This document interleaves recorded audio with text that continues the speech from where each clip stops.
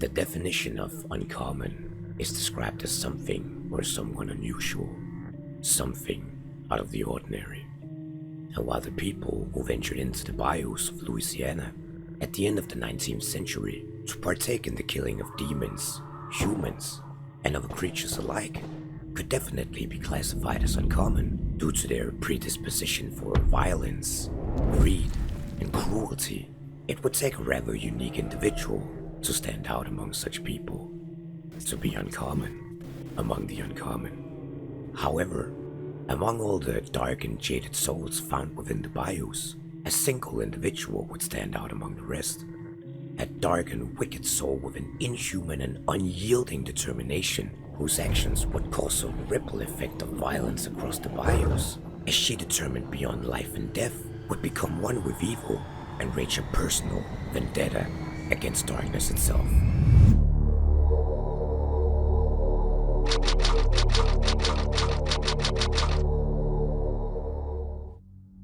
One fateful morning, several years before the demonic incident in Louisiana, a young girl would emerge from within the forest.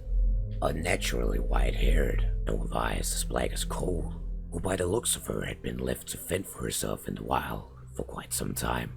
Her innocent youthful face was covered in dirt and filth.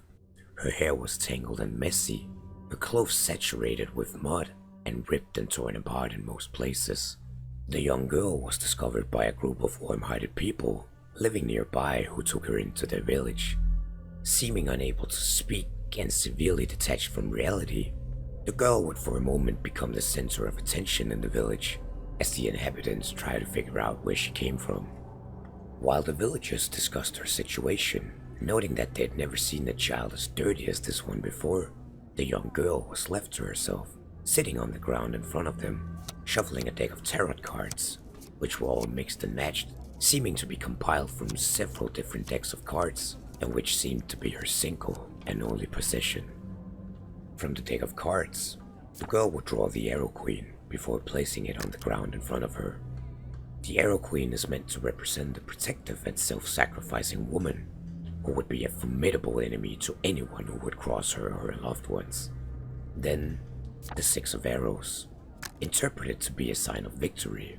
She then drew the Red King for herself, a card that represents the ability to manifest energy of the unseen world, with the intention of bringing it into our own, for the purpose of utilizing it for great power. The cards that followed after was the 4, 5, 6, and 7 of Swords in rapid succession, respectively representing pain and trauma, conflict and potential defeat, a rite of passage, and greedy or thoughtless behavior. Without speculating or the need for a deeper interpretation, the young girl immediately understood what the cards were telling her. They never lied to her. And as if prompted by something else, the girl gave an acknowledging nod, swept up the deck of cards, and grabbed a machete hidden beneath the dirt next to her. She calmly approached the villagers, who all immediately went silent, before she brought the machete down on them. Steel met skin with a sickening clash. Flesh tore, bones broke, and the tranquil sound of birds was suddenly drowned out by tormented screams of agony. But the girl remained silent and emotionless as she cut them all down. They would find no more reason to speak in this world. What happened to the villagers from this point on is purely left to speculation. It is, however, important to note that Lynch was a gifted individual, far beyond that of other hunters in terms of the dark arts, born with an exceptional intuition and fortitude, as well as a natural understanding of the paranormal, the cabalistic, clairvoyance, and the darkness that lurked within the void. Some believe that Lynch sacrificed the bodies to a higher entity through an occult ritual in order to gain powers far beyond that of any other person in the human realm. The events that followed between her discovery in the forest as a young child, as well as her early adult life, are cloudy and uncertain at best, but her presence within the hunting grounds became apparent quickly, as she would rise to infamy in Louisiana, known as a vicious and downright sadistic killer who had some sort of unknown connection to the other side. And while at this point her motivations were unknown, it became abundantly clear to people within the Louisiana bayous that she was on a mission against darkness itself. She cared about nothing but destroying the source of corruption within the hunting grounds. And through visions and consulting of her deck of tarot cards, she saw that in order to combat this evil and its army, she would have to get an army of her own. Wherever hunters had the ability to tap into this otherworldly energy found within the corrupted area, it's believed that Lynch had a much deeper understanding of the demonic energy. Her knowledge of the other side seemed far greater than anyone else's, and through this natural affiliation she would use her instincts to concoct a serum using the boiled and distilled blood of captured demons, which when injected would grant the ungifted a resistance towards the corruption, the gift of sight, and the ability to tap into the arts of dark magic. It is suspected these abilities were derived from a fragment of the hunter's soul transcending into another realm upon the injection of the demonic blood, allowing them to partially become one with the other side. However, the price that came with using this serum far outweighed its benefits, as the injected demonic blood would slowly eat away at the hunter from the inside, like a raging cancer consuming its host. Skin would pale, lesions would slowly occur, the hunter's demeanor and personality would drastically change, loss of sanity could occur, and in worst cases, the serum would outright kill the hunter or even rob them of their souls, damning them to an eternal fate far worse than death itself.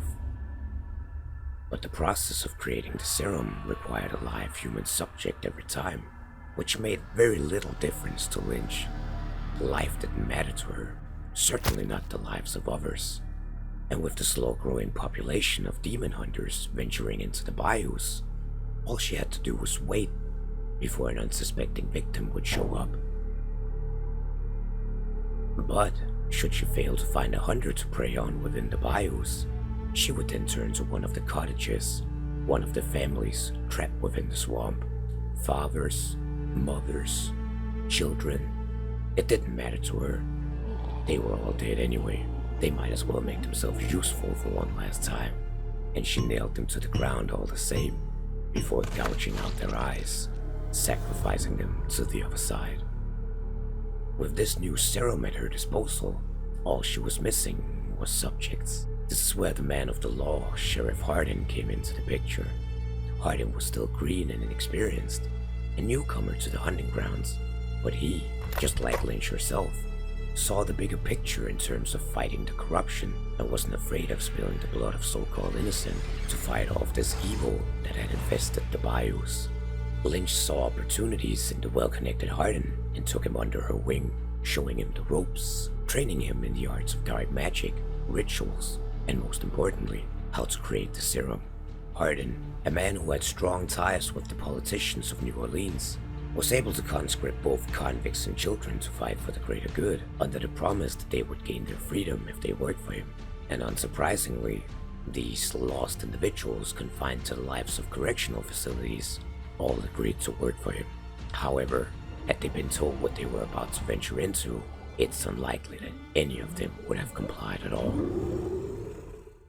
The recruitment process was simple. After the completion of a ritual, most likely orchestrated by Lynch, that required the prisoners to walk around a pentagram of demonic symbols, all while chanting an oath over and over, Hardin only needed to know one thing.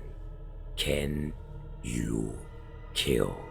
The prisoners would then be forced to kill another prisoner in what Hardin considered to be a sign of loyalty. For some of them, the taking of another person's life seemed almost impossible. For others, it was almost too easy, and the sole reason why they were in prison to begin with. But no matter what, if they completed the task, they were rewarded with the inoculation of the serum. The ones that survived the intense agony following the exposure to the demonic concoction would ultimately be sent on suicide missions within the bayous without any explanation, guidance, or supervision as to what they might expect or how to overcome it. Stacked against all odds, plunged into this horrific realm of violence, mutilation, and death, the prisoners and orphans, unsurprisingly, didn't fare too well. Not only that, but the lucky ones that made it back alive, actually managing to claw and scrape by, surviving this hellish nightmare within the swamps, would on their return be killed off by Hardin himself, as a careful precaution, seeing that he feared the potential retaliation of the few remaining survivors when they realized that he was the one who had exposed them to it all.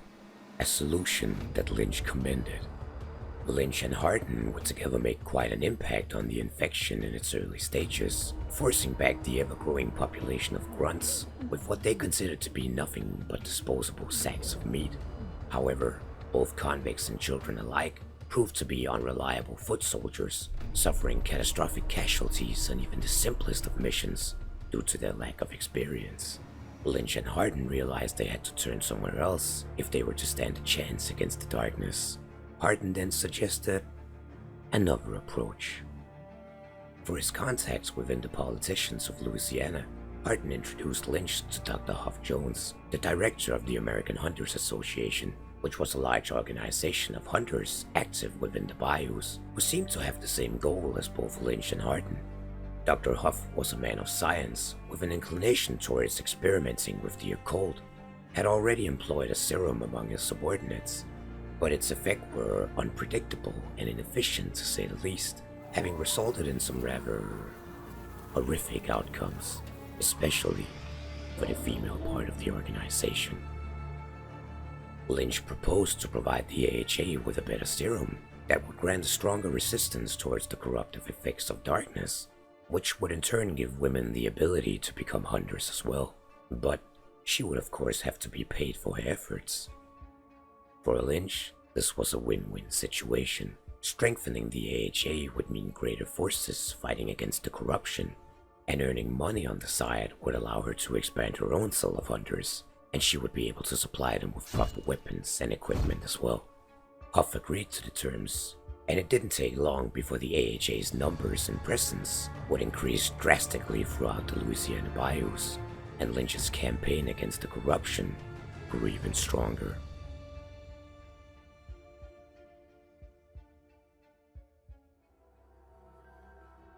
Hey there, Hazmat here.